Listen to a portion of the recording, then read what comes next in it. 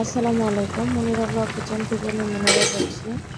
আজ আপনাদের তৈরি করে দেখাবো খুব সহজ পদ্ধতিতে একটি আনকমন রেসিপি। অনেকেই হয়তো এই রেসিপিটি কখনো খাননি, আর যারা খাননি তারা দেখে নিতে পারেন, এইভাবে একদিন তৈরি করে খেয়ে দেখতে পারেন। আশা করি আপনাদের মুখে লেগে থাকবে এই রেসিপিটি। তিল দিয়ে আমি ডিম রান্না করেছি, আর এই রেসিপিটি গ্রাম বাংলার একটি ঐতিহ্যবাহী খাবার। তো তার জন্য লাগছে আমার ডিম প্রথমে সেদ্ধ করে নিয়েছি। এখানে পরিবারের সদস্য অনুযায়ী আপনারা ডিমটাকে নেবেন সেদ্ধ করে।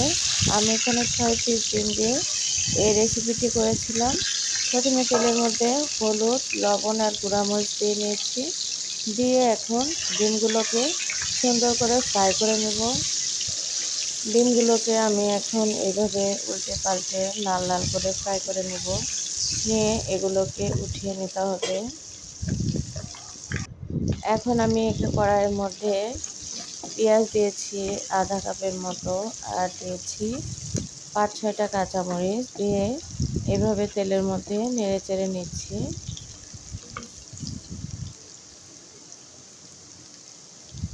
এখন এখানে আমি তিল বাটা ব্যবহার করব।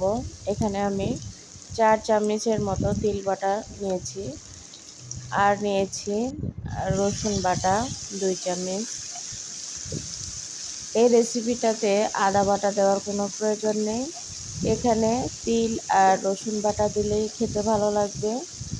তো তিল বাটাটা পরিমাণ বুঝে দিতে হবে। আপনারা যদি বেশি পরিমাণে রান্না করেন সেই ক্ষেত্রে তিল বাটাটা আরও বেশি দিতে হবে। এরপরে লবণ, জিরার গুঁড়া, ধনিয়ার গুঁড়া, হলুদ, মরিচের গুঁড়া দিয়ে নিলাম। আমি এখানে 1 টেবিল চামচ করে সবগুলো উপকরণ দিয়েছি।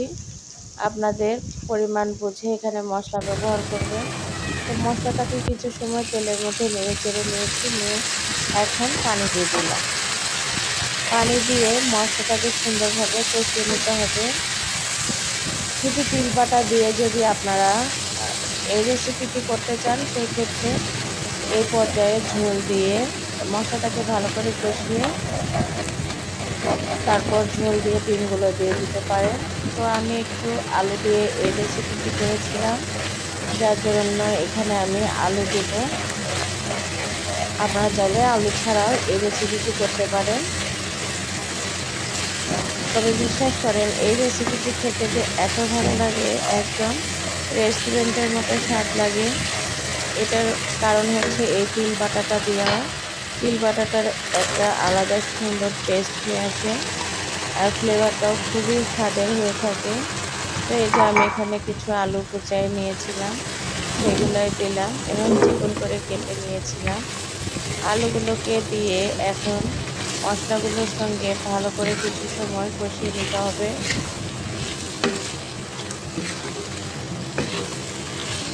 আলু দিয়ে এই তিল বাটা দিয়ে এই ডিমের রেসিপিটি যারা কখনো ট্রাই করেননি, আশা করি একবার হলেও ট্রাই করে দেখবেন।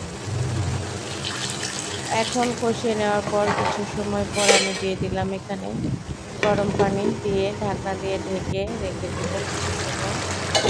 আলুগুলোকে কষিয়ে নেওয়ার জন্য আমি এভাবে পানি দিয়েছিলাম।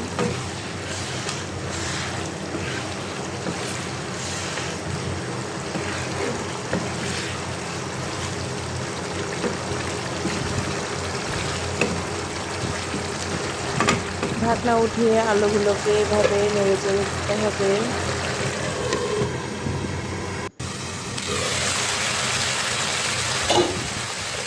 এখন তরকারিটাকে ভালো করে কষিয়ে নেব। পানিটা কিন্তু একদম শুকিয়ে গিয়েছে।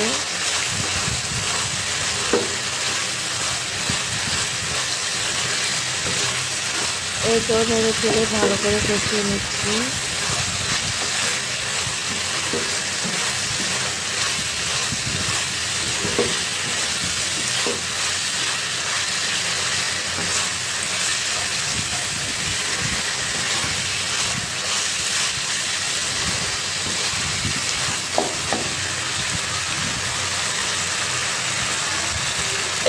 এখন এখানে ঝোলের জন্য পানি দিয়ে দিব। কারেন্ট রাখকে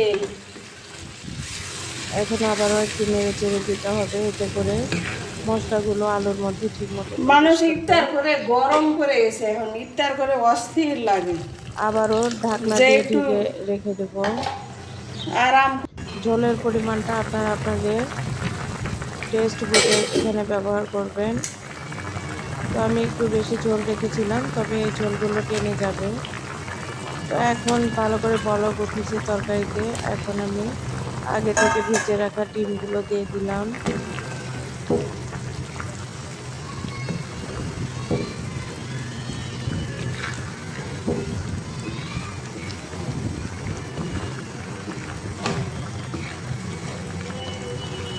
গ্রামের কিছু কিছু রান্না টেস্ট এত ভালো হয় যা বলার মতো না। তার মধ্যে এই ডিম এই তিলের বাটা দিয়ে ডিমের তরকারিটাও কিন্তু একটা খুবই জনপ্রিয় রান্না। জানি না কোনো এলাকার লোকজন এটা খায় কিনা, তবে আমাদের এলাকার লোকজন এই রেসিপিটি খুবই পছন্দ করে। আমি এখানে সাদা তিল ব্যবহার করেছি, আপনারা চাইলে লাল যে তিলটা আছে সেই তিলটা উপরের যে কালো অংশটা থাকবে সেটা উঠানোর পর পরিষ্কার করে সেটা বেটে নিয়ে তারপর রান্না করতে পারে। তো এখন খুন্তির সাহায্যে আমি আলুগুলোকে একটু গলিয়ে দেওয়ার চেষ্টা করছি, এতে করে তরকারিটা ঘন হবে।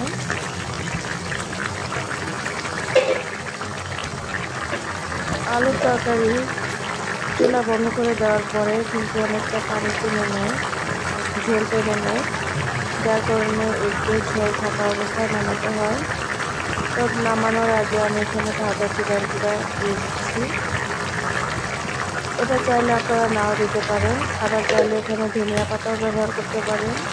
তবে এখানে টমেটো ব্যবহার করা যাবে না, তাহলে তিল বাটার আসল টেস্টটা পাবেন না। আবারও ঢাকনা দিয়ে ঢেকে রেখে দিলাম, চুলাটাকে বন্ধ করে দিয়েছি। এই যে চুলা বন্ধ করে দেওয়া অবস্থায় আপনাদের পরিবেশন করে দেখাচ্ছি। আমি পরিবেশন আলাদা জায়গায় করিনি, ফ্রাই প্যানেই রেখে দিয়েছি। এই যে দেখুন লোকটা আরও ঝোলটা টেনে নেবে ঠান্ডা হয়ে গেলে। তো আমার এই সহজ রেসিপিটি যদি আপনাদের ভালো লেগে থাকে, লাইক কমেন্ট শেয়ার করবেন। আর কেমন লেগেছে আজকের এই রেসিপিটি অবশ্যই কমেন্ট করে জানাবেন। ভুল ত্রুটি হলে ক্ষমা সুন্দর দৃষ্টিতে দেখবেন। যারা এত সময় আমাকে দিয়েছেন, আপনাদের মূল্যবান সময় দিয়ে এতক্ষণ ভিডিওটি দেখেছেন, তাদের জন্য মন থেকে অনেক অনেক দোয়া ও ধন্যবাদ। তো ভালো থাকবেন, আজকে এখানে শেষ করলাম।